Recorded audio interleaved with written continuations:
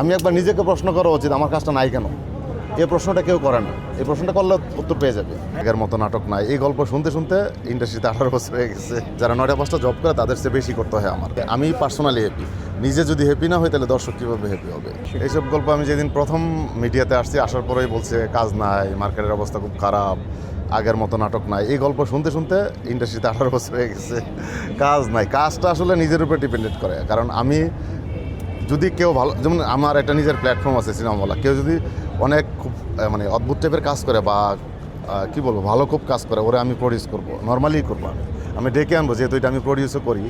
এখন হয়তো আমি আমার টিম দিয়ে কাজ করলাম, বাইরে তো আমার প্ল্যান আছে। তো সেটা আসলে কাজ করতে বললে কেউ কারো আটকে রাখতে পারে না। কাজ নাই কথাটা রং।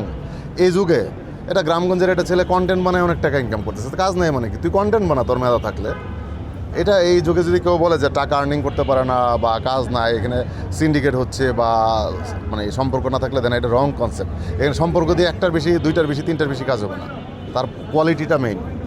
আমার আসলে এটা আমার কাছে জবের মতো হয়ে গেছে এখন, রেগুলার যে সার্ভাইভ করতে হলে যে ওয়ান কাইন্ড অফ জব। 9টা-5টা অফিসে যা, আর আমি হয়তো বা আমার একটা ফ্রিডম আছে, আমি যদি চাই কালকে কাজ করবো না, বাট কাজটা যারা 9টা-5টা জব করে তাদের চেয়ে বেশি করতে হয় আমার শুটিং থাকলে আমি সকালে এখানে আসছি 7টায় ঘুম থেকে উঠছি, শাওয়ার করে এখানে 9টার মধ্যে আসছি, রাত যাবো 2টায় বাসায়। আবার কালকে যদি শুটিং থাকতো সেম আসবো।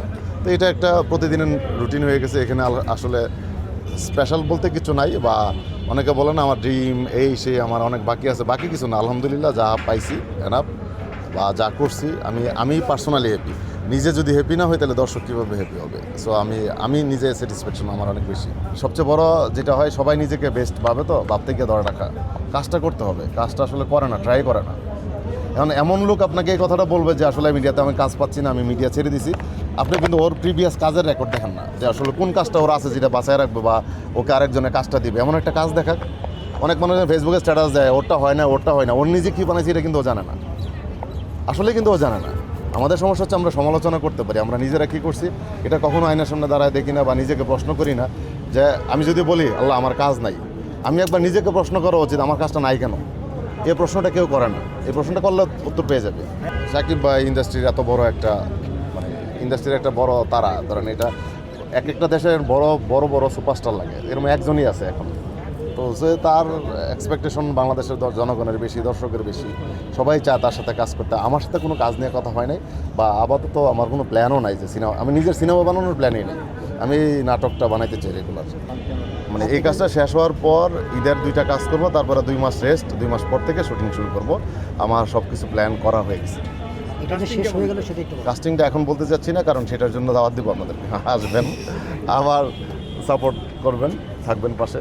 ওটা ওরা চাইতে থাকবে। আসলে এটা পসিবল না, বাংলাদেশে সম্ভব না। প্রতিদিন একটা পর্ব দিতে গেলে আমার 2 বছর আগে থেকে শুটিং করা জমাইতে হবে। আর এত বড় ট্যালেন্টেড আমি না, এত প্রতিদিন এক পর্ব গল্প বানানো খুব টাফ। গল্প ধরে রাখা, ফ্যামিলি গল্প, ক্রাইসিস ধরে রাখা, ক্যারেক্টারাইজেশন ঠিক করা। সিরিজ বানাতে গেলে সবচেয়ে বড় সমস্যা, একটা শিল্পী যদি কোনো কারণে অ্যাক্সিডেন্ট হয়, অসুস্থ হয়ে যায়, বা আল্লাহ না করুক পৃথিবী থেকে চলে গেছে, আমার সিরিজের ক্যারেক্টার কী হবে? এই জন্য বড় সিরিজ বানানো খুব টেনশন থাকে, সারাক্ষণ টেনশন থাকে। আর একটা মানে হাজব্যান্ড ওয়াইফের মতো সম্পর্ক রাখতে হয় সবার সাথে। সারাদিন শুটিংয়ে এক একজন তো এক এক মেন্টালিটি, সবার সাথে একটা মিষ্টি একটা ফেক হাসি দেওয়া থাকতে হয়। আমি সত্যিটাই বলি, ফেক হাসি দেওয়া থাকতে হয়, তুমি ভালো করতেছো, খারাপ করলে বলতে হয় ভালো করতেছো। তবে এই সিরিজের এক্সপিরিয়েন্স আমার কাছে অনেক বেটার, কারণ এখানে প্রতিটা চরিত্র, প্রতিটা মানুষ আমাকে সাপোর্ট দিচ্ছে। আমি যেভাবে বলছি সেভাবে করছি, একজনও ঝামেলা করে নাই।